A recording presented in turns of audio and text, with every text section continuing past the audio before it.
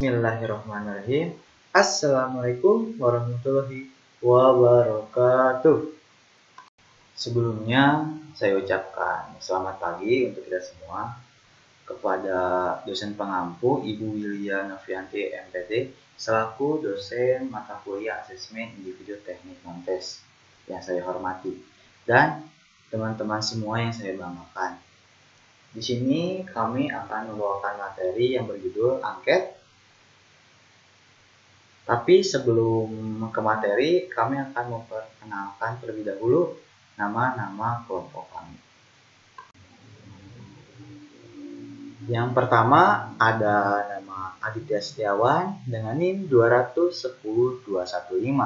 Yang kedua ada saya sendiri Muhammad Miftah dengan NIM 210193. Yang ketiga ada Putri Afriliani Nugraha dengan NIM 210230.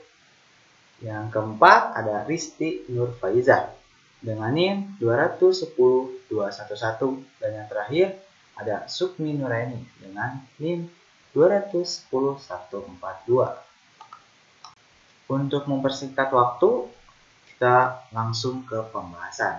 Nah, di sini ada pengertian angket.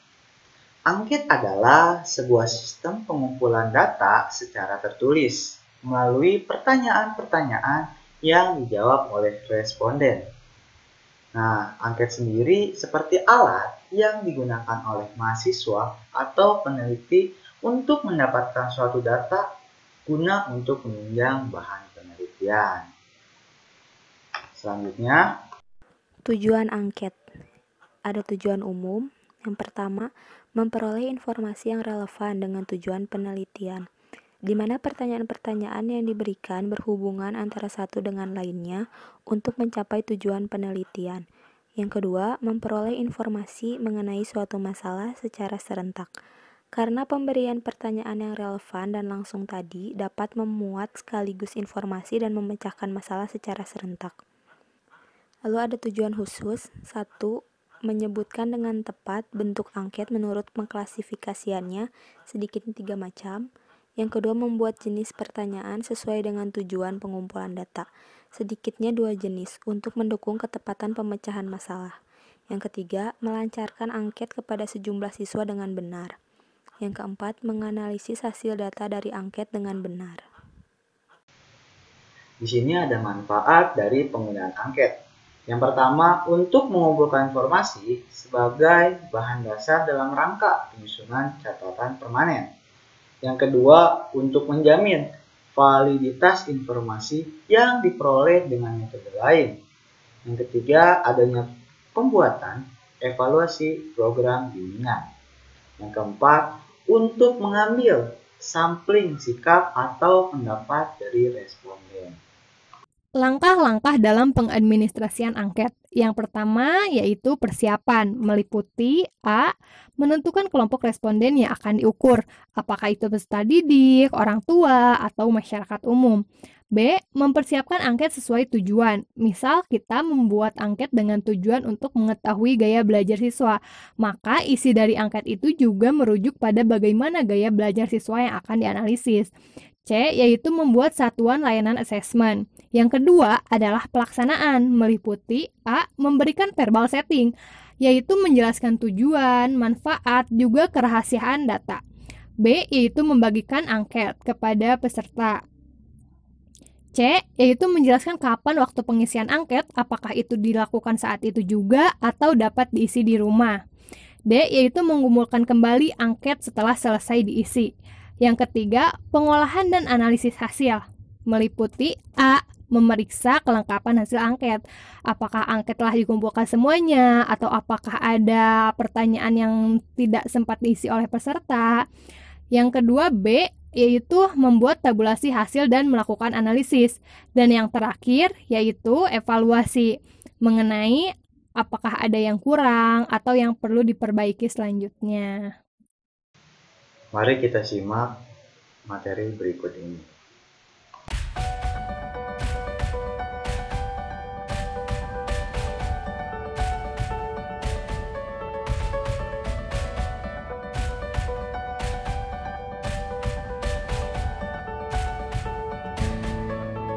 Baik, untuk materi terakhir, saya Risti akan membahas mengenai kelemahan dan kelebihan angket.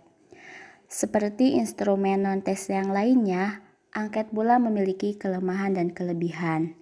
Oleh karena itu, penggunaannya harus integrasikan dengan alat asesmen lainnya, sehingga konselor dapat menemukan info yang relevan terhadap kondisi subjek yang akan diamati. Kelemahan dan kelebihan dari penggunaan angket. Kelebihan menggunakan teknik angket antara lain: pertama, tidak membutuhkan kehadiran peneliti. 2. Angket dapat menjangkau sampel dalam jumlah besar dan dibagikan secara bersama-sama kepada seluruh responden. 3. Biaya yang diperlukan untuk membuat angket relatif murah. 4. Dapat dibuat anonim atau tanpa nama, sehingga responden tidak malu dalam menjawab pertanyaan yang diajukan. 5. Angket tidak terlalu mengganggu responden, karena pengisiannya ditentukan oleh responden sendiri sesuai dengan kesediaan waktunya. Adapun kekurangan angket antara lain: pertama, responden sering tidak tahu dalam menjawab, sehingga ada pertanyaan yang terlewati tidak diawali, padahal sukar diulangi untuk diberikan kembali kepada responden. 2. Responden terkadang tidak jujur meskipun anomi. 3. Angket tidak dapat digunakan untuk responden yang kurang bisa membaca dan menulis. 4. Kuesioner sering tidak kembali apabila dikirim lewat pos atau jasa pengiriman lainnya. 5. Pertanyaan-pertanyaan dalam angket dapat ditafsirkan salah dan tidak ada kesempatan untuk mendapat penjelasan. Baik, cukup sekian pemaparan materi dari kami. Wassalamualaikum warahmatullahi wabarakatuh.